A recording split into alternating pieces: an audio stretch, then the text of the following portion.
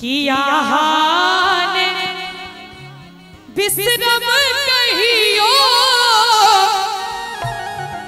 राख त्योहार यो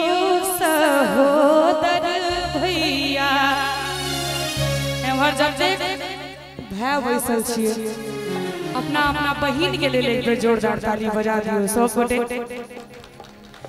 दैते रहब अहिना अपन दुलार यो सहोदर भैया दैते रहब अहिना अपन दुलार यो सहोदर भैया आहाने विश्रम कहियो राख त्योहार यो सहोदर भैया आहाने विश्रम कहियो राख त्योहार यो सहोदर भैया दैते रहब अहिना अपन दुलार यो सहोदर भैया दैते रहब अहिना अपन दुलार यो सहोदर भैया।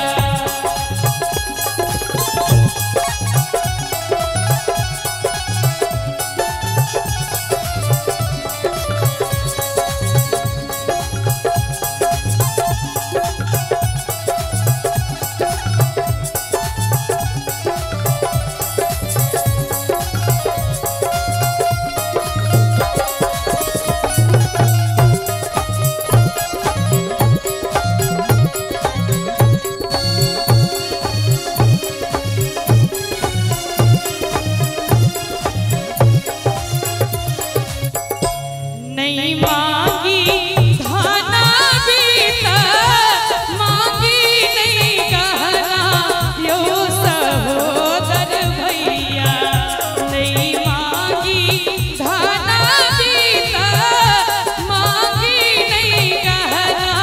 यो सहोदर भैया जहिना सुभद्रा लेला भिलखिन कन्हैया यो सहोदर भैया अपना अपना भाई के